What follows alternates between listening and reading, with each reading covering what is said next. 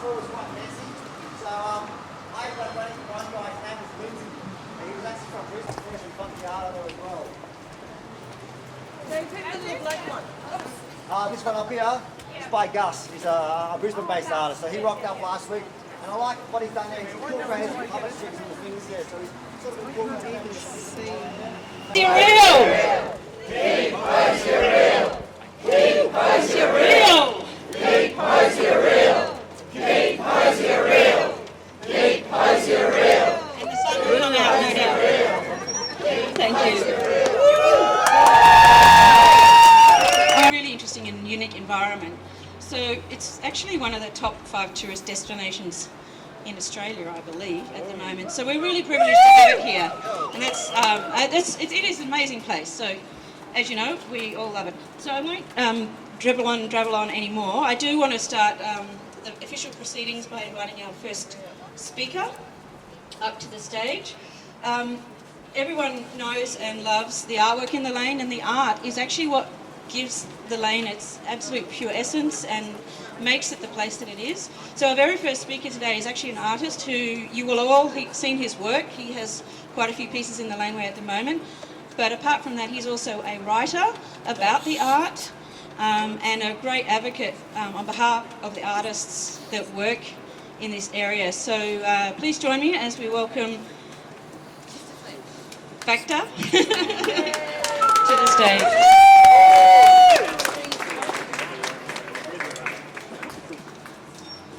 Yay, I'm first. It's great that you all came down here. It's very wet. It's Melbourne. That's why we love it. About 2 years ago, I stood up and did a little speech in front of Melbourne City Council when they wanted to put CCTV cameras down here on the laneway. And I guess that's when I first started getting involved a lot more in advocating down here. We have an amazing space, and I can't really believe that they want to even knock down a section of this and put a nice little hotel up and some nice little cafes and shit like that. I guess the most important thing is that Hosier Lane is really varied. A lot of different artists come down here and work, from street artists, graffiti artists, and I keep saying this and I harp on about it all the time. No matter what the differences are in the artists that work down here, everybody wants to paint a wall. And it's a binding force between all of the artists that come down here and play, basically. I just think it would be a real shame if this was threatened. We don't have enough laneways in Melbourne. In effect, we really have Hosier Lane, have Union Lane and a couple of others, but when it comes to sort of a community or somewhere where people can feel really safe to come down and paint, this is it. And if we don't kind of protect it, and if we don't look after it, and if we don't be inclusive of everybody using it without big commercial aspects to it, I just think that it'll turn into a big pile of shit. So that's it for me. Thank you. Couldn't have said it better myself. I am one of the founding members of a group called Hosier Inc. Hosier Inc. is a group of people that really to encourage all users of the laneway to work collaboratively. So we try to be mindful of each other and our own special interests in the laneway, and to develop a culture of respect between everyone who uses the laneway. So I guess our purpose is about communicating and enabling communication. So what we're trying to do, provide a voice for the laneways and encourage it to be safe and engaging for all. And so I guess what we want from the developers about this proposed development is to actually enter into that conversation with us and allow us to actually have that conversation and communicate with us about what's proposed before they actually go ahead and do stuff that's actually going to be quite detrimental to the laneway. So thank you, Factor. Fletch, don't know what you want to be called, sorry. Mr. Factor.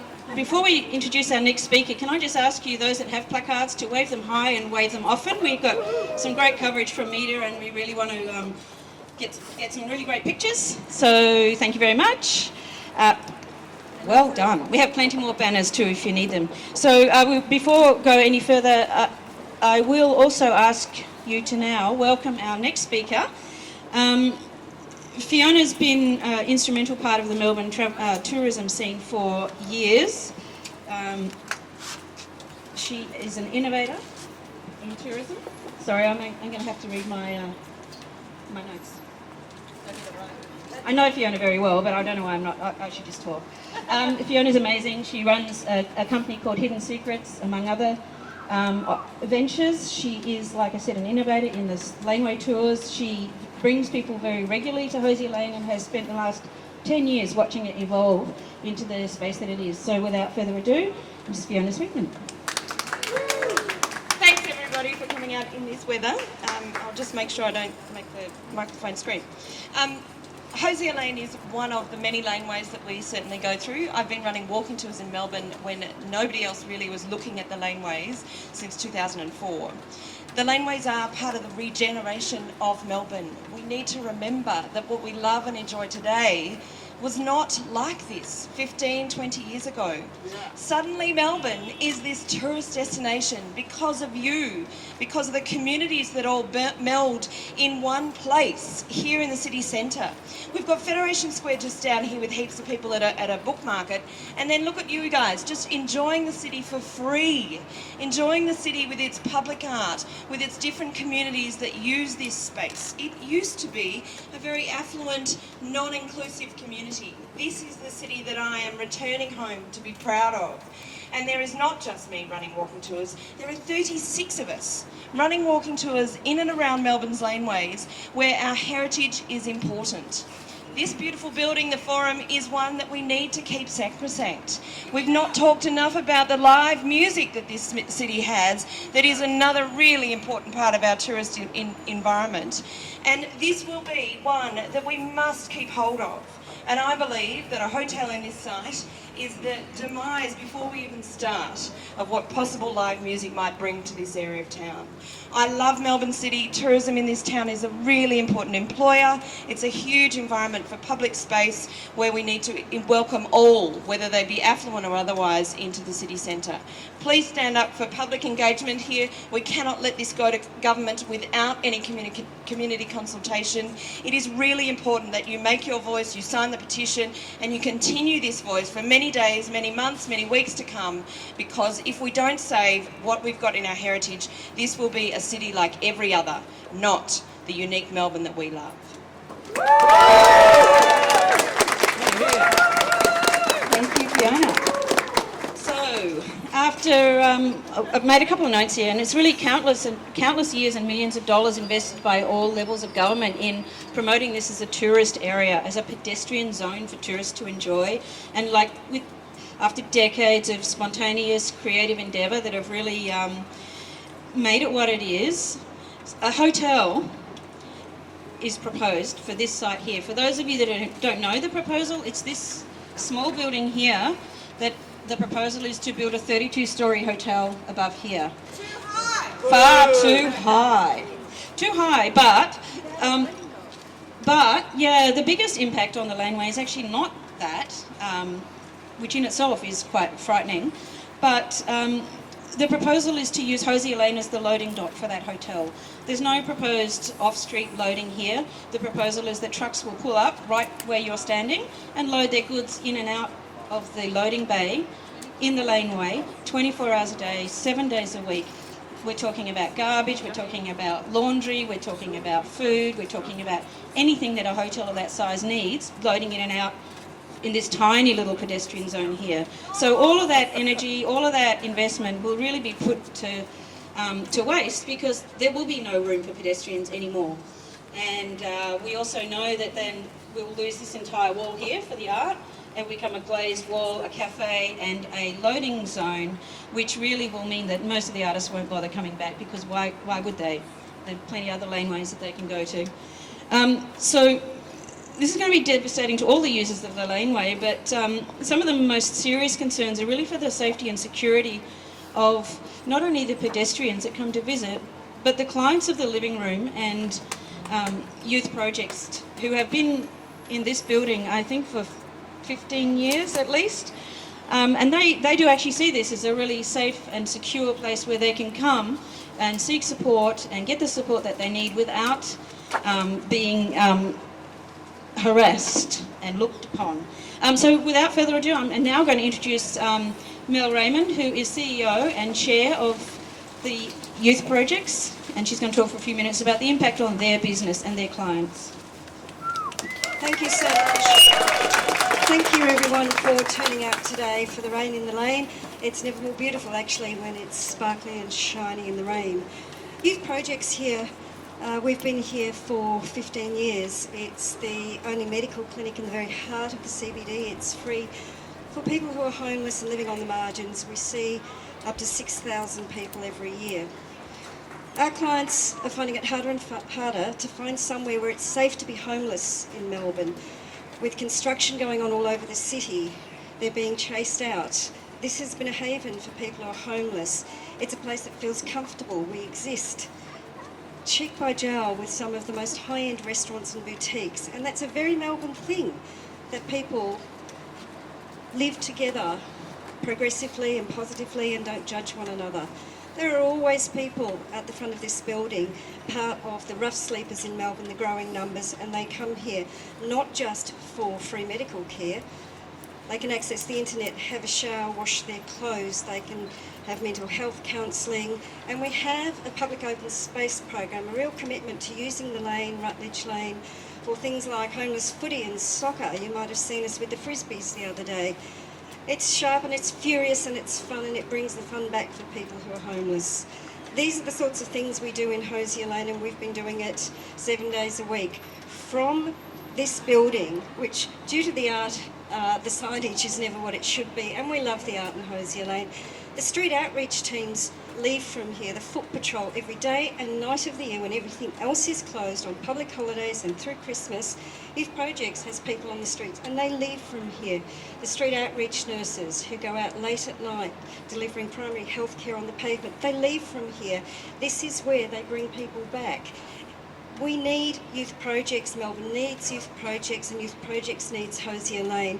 We are desperate to have this blocked. We cannot have a loading dock in place of a haven for creativity, for sharing, for justice in the heart of Melbourne, and let's hope we can protect Hosier Lane. Thank you.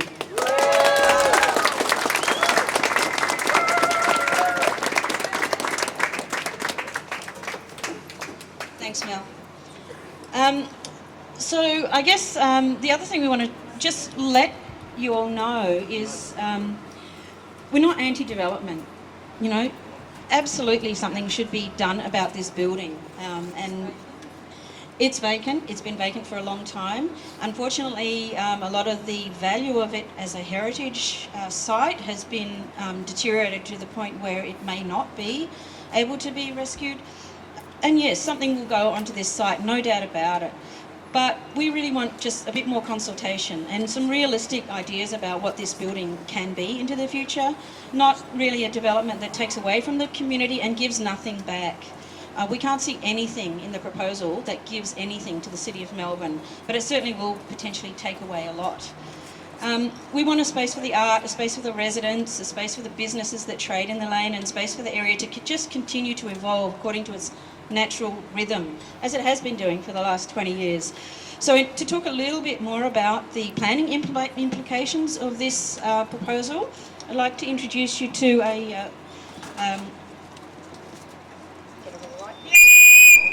sorry about that. I'd like to introduce you to Ros Hanson. Ros has worked on a really diverse range of public and private sector projects in Australia and overseas.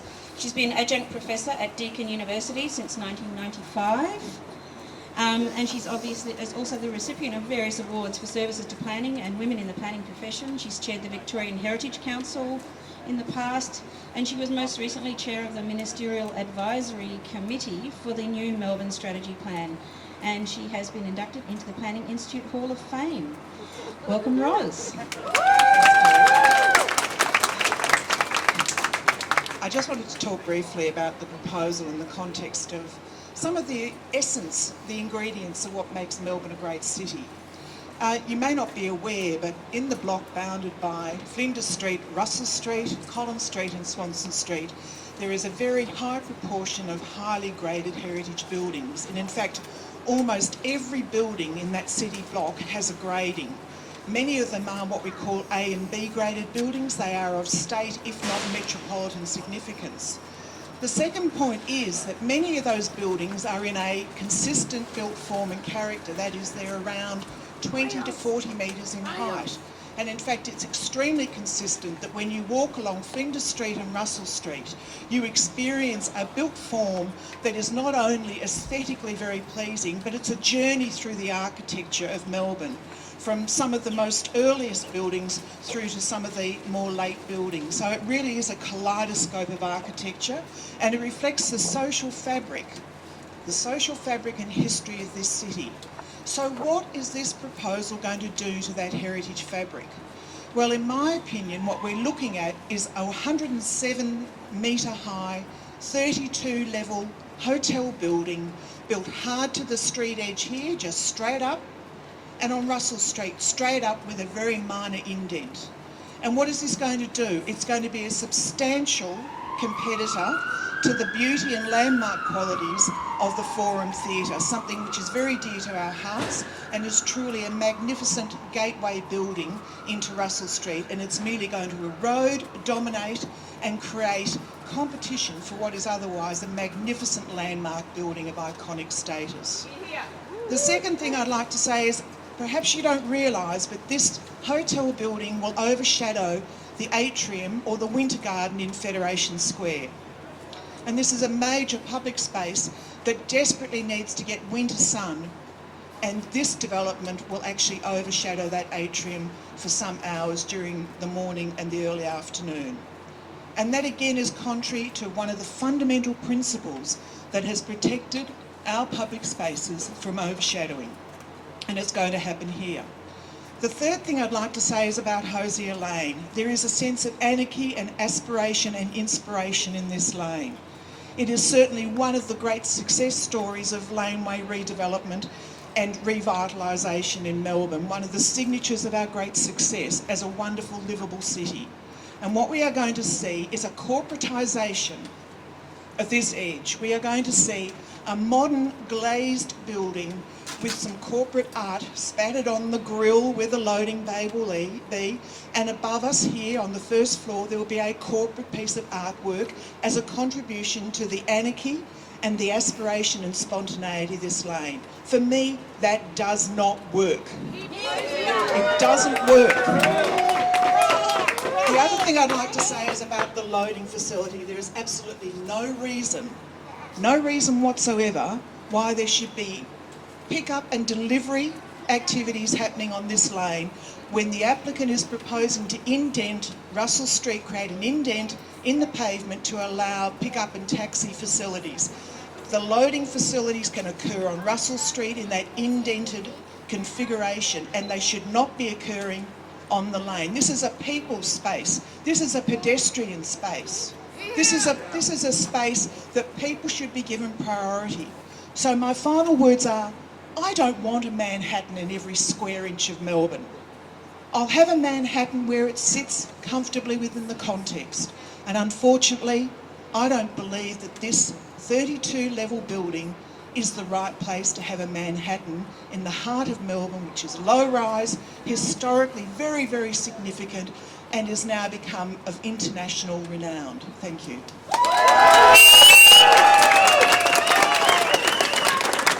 Thanks, Joyce. Now, our next speaker probably needs no introduction, so I would like to welcome to the mobile stage here, Mr. Adam Bant. Thanks very much. As the local member of Parliament for this area, I want to pay my respects and acknowledgements to the traditional owners of the land, the Wurundjeri. And also, having seen someone appear here in an R2-D2 hat, I want to wish everyone happy Star Wars Day and say, may the 4th be with you. The Minister for Planning may determine whether this development goes ahead. And the Minister may look at this area and see graffiti, but the real vandals are the ones who want to destroy the street art in Hosier Lane, not the ones who put it on the walls in the first place. We run a real risk of destroying those things that make Melbourne great and that bring people here from all over the world in the first place. Now, I am really, really lucky and privileged to be the Member of Parliament for this area, but I didn't grow up here. I grew up in Perth. And Perth is a place of beautiful beaches and many wonderful attractions. But the thing that made me realise that Melbourne was the place for me. Now, to someone from Perth, that was pretty damn impressive in the 1990s, because the thing about Melbourne is that unlike Perth with its great beaches and Sydney with its harbour, what makes Melbourne special is things that humans have created here ourselves. It's the culture. It is a draw card for those of us who live here, and it is now an international tourist attraction. So we've got the culture. We've also got, as we've heard, people from all walks of life living cheek by jowl and side by side. Here in Melbourne, this area that I represent, we've got more public housing than any other electorate in the country, as well as some of the wealthiest people in the country. And we've got people who can look after themselves, and we've got people who need some help. And one of the reasons that Melbourne works is the spirit of care that runs through this place, and we look after each other. Now, you can just see how this place right here, that at the moment is used by people who are struggling to put a roof over their head, to get the help that many of us take for granted. This is a place that is their backyard. And you can just imagine how, if their backyard all of a sudden becomes the foyer of a five-star hotel, the pressure is going to be on them to move on and move somewhere else. And the people who need the help right here in the city of Melbourne aren't going to be able to get it. And we've also got something, as well as our culture and our care here in Melbourne, that everywhere else other cities would dearly love, and that's credibility and authenticity. And it's got to the point now where other cities, like Sydney, are now talking about recreating the Melbourne experience in their CBD. I don't want Melbourne to become a fake city. I don't want Hosier Lane to become a fake lane. We need to keep Hosier real. We've got culture, we've got caring, we've got credibility here in Melbourne. Let's keep it that way. One piece of good news is that I'm hearing reports that the Melbourne City Council is going to get together to oppose this development. I don't know if that's true, but I think they're going to decide that sometime soon. If it is, they have decided. They're coming up to decide it soon.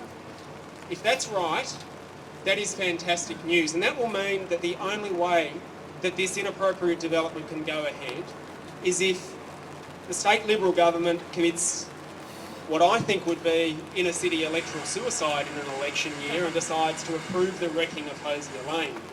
There's one good thing about state election years, and there's one thing I can tell you from personal experience, is that members of Parliament don't like losing their seats. And in an election year, they often shy away from doing things that are controversial. And so we need to make it absolutely clear that just as the community and hopefully the council are saying this is something that we want to preserve, we need to keep the fight going all the way up to November to say, don't wreck Hosier Lane. If we're going to do something to this site, let's make sure we don't turn it into a pale corporate imitation of what it is now. Let's keep Hosier real.